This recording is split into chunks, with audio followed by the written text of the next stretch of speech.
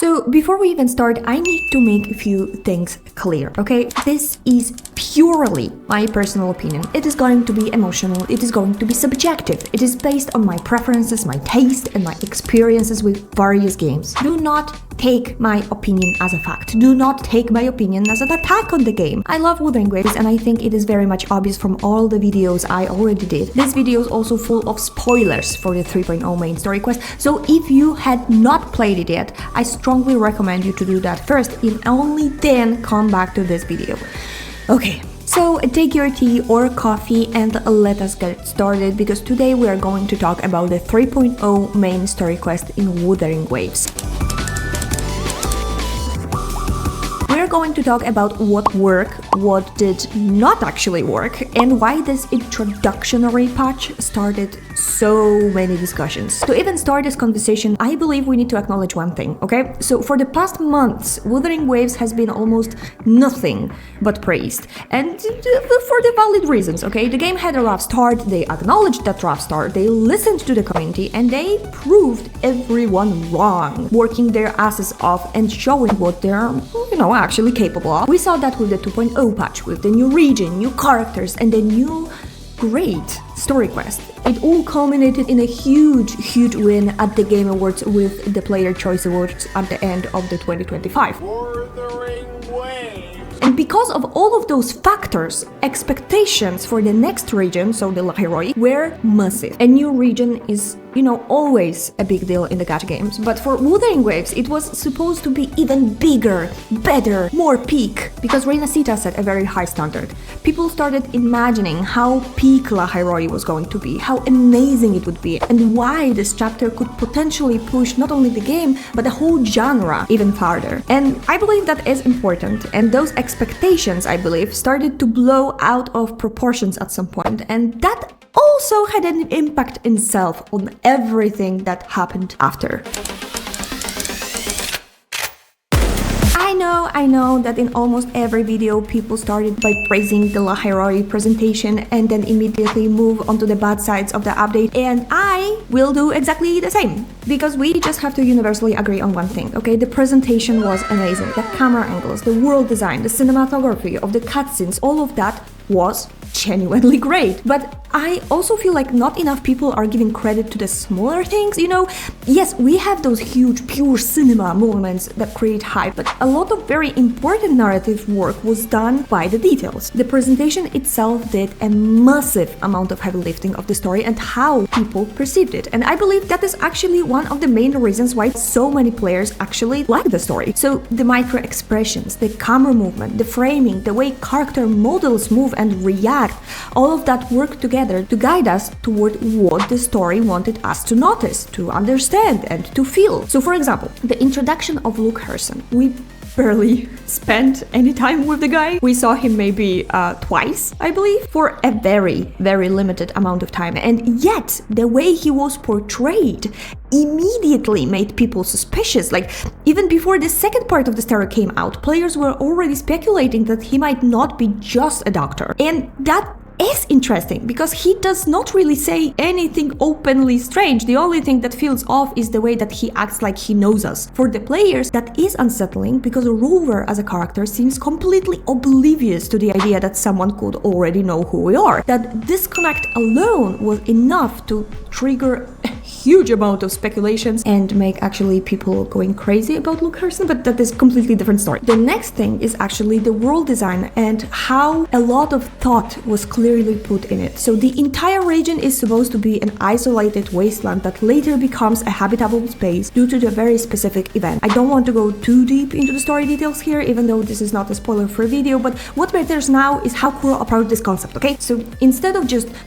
showing fragments from the Exostrider, they turned the entire region into breathing, living mecha organism. It is a symbiotic structure between biological matter and technology, and at first glance everything looks normal, but if you stop for a moment and actually, focus and look a little bit deeper, you start noticing the technological elements, those like almost vein-like structures running through the environment. This is a very strong world building choice. So my main issue is not that this idea exists, because I think it is incredible. My issue is that while a lot of effort went into creating this world, because we can see this, not enough time was spent actually on presenting and exploring the idea of the world during the main quest itself.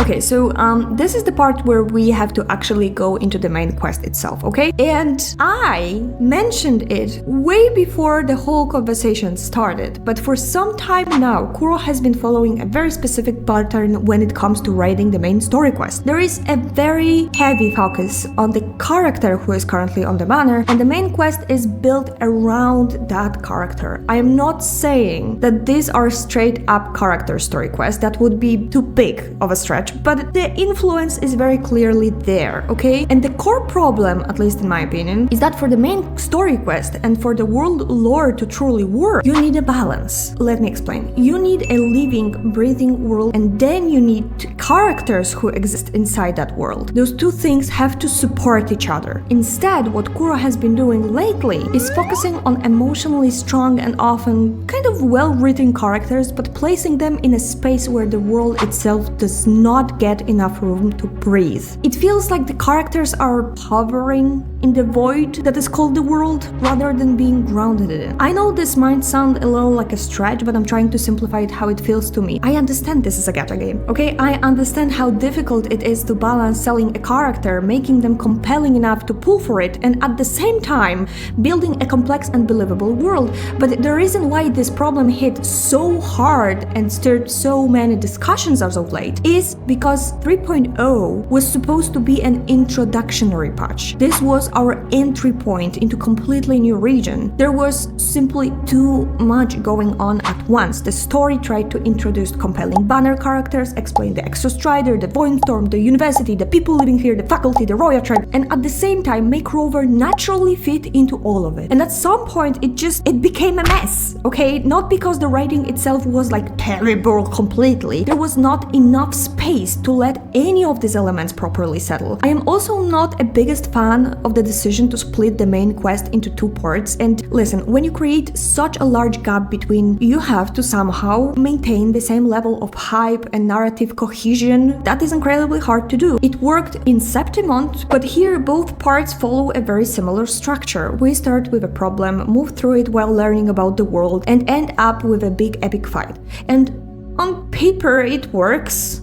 In practice, the connection between two parts is so weak. I understand the idea behind the structure. The first part was meant to show us the university and life around the Startouch Academy, and the second part was supposed to expand into the wider world of the Lahairoi, the tribe, its history, and the truth behind the Exostrider.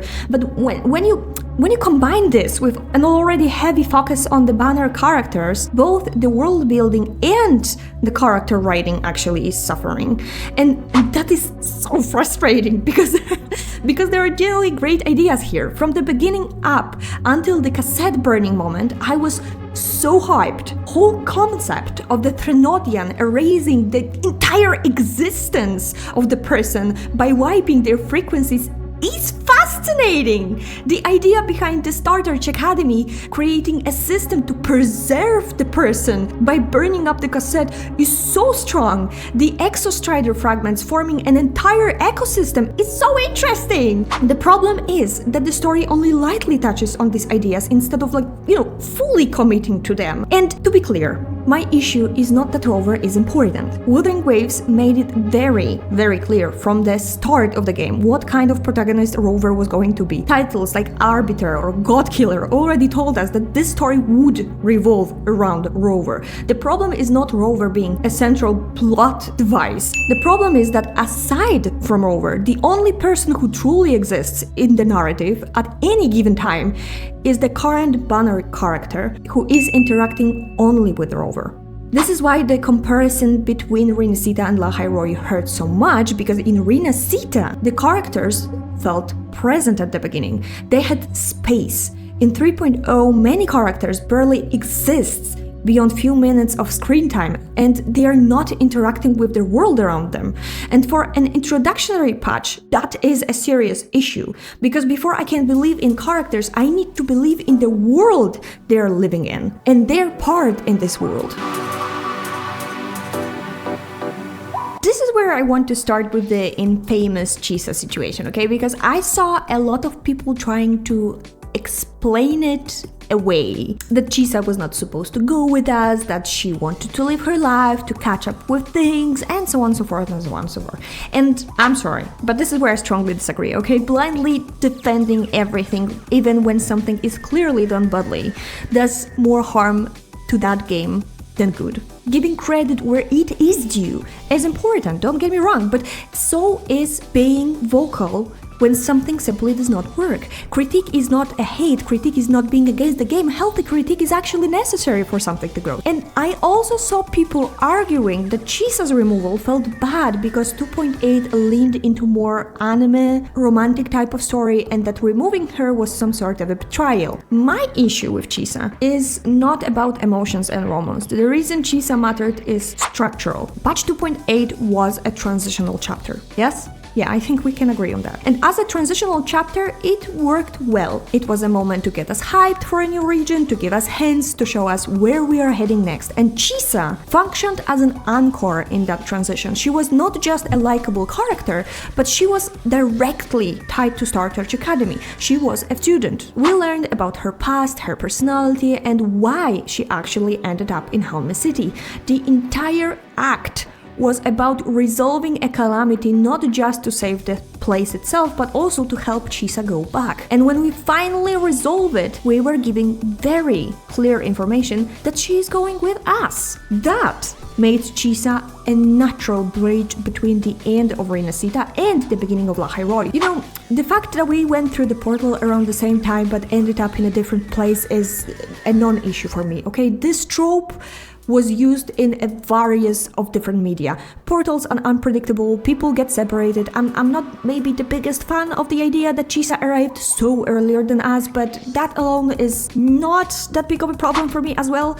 The problem is what happens after. So the opening of the La HOYOHILL arc was very strong one. I even made a post about what in the AAA gaming was this opening, because being caught in the Void Storm, being introduced to the Luminara as a slightly shady figure, seeing the visual presentation of the new region, all of that worked. Going into the Star Search Academy, being brought to the medical center, meeting Luke even for those tiny moments at the beginning, we're fine. So Chisa was introduced to us as someone who struggled with trusting people, someone who is guarded, but who already went through something meaningful with Rover, so it would be completely natural for her to not only seek that connection again once she sees us at the Star Search Academy, but to want to spend with us more time. Now, imagine how much stronger the world building could be if, for example, this is complete example from my head, if Chisa actually accompanied us through the whole paperwork, quote unquote, and university process together to the point of the cassette burning with a Luminara. We don't have to push Luminara aside. We could bring them together. Chisa could talk about how the academy looked when she was studying those 20 years ago. And Luminara could be there correcting her, being like, oh no, it actually does not look like that anymore. Or this part of the academy actually has changed. And imagine how impactful the whole cassette burning process and becoming a student would feel if it was shown through two completely different perspectives, one rooted in the past and one in the present as a transition. That contrast alone would have added so much depth to the Star Search Academy. We see Luke for, 3 minutes. He clearly hints that he knows our past, and then that thread is completely dropped. Yes, I assume this will be, explored later when he gets his banner, but narratively, this is a missed opportunity. The same goes with Sigrika. We're supposedly exploring the Roya tribe. Sigrika is even mentioned. She's clearly important, yet we spend a significant amount of time with a random character instead that I don't even remember the name of. That is not a writing choice. This is a world-building failure before our eyes. I'm not even talking about Lucilla being mentioned in one line. This moment is exactly where and why the comparison with the Rinascita hurts. In Rinascita, characters were not just teasers on social media,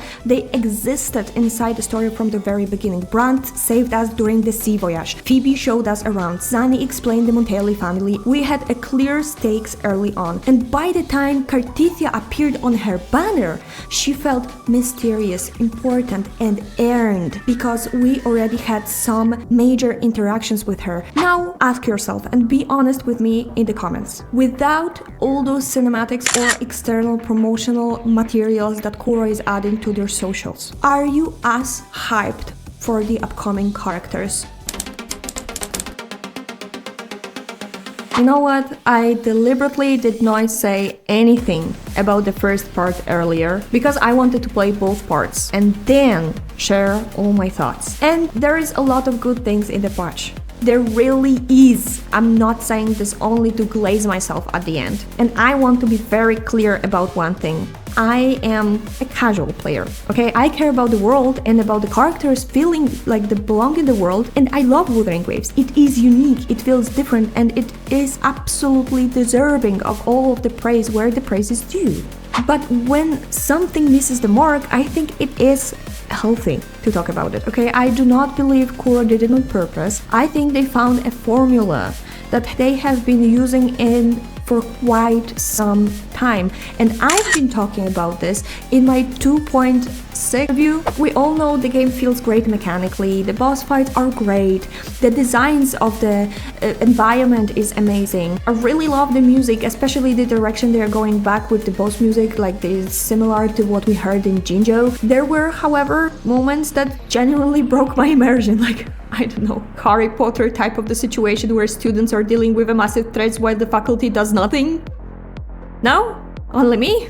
I made a poll actually on my channel, and more than a half of you said that you felt mixed about the story just like me. Maybe this is simply the direction they want to go. Maybe they're building up to something bigger. I really hope so. Anyway, let me know down in the comments what do you thought about the 3.0. Let me know if you disagree with me, if I am overreacting and thinking too much, or if I missed something important.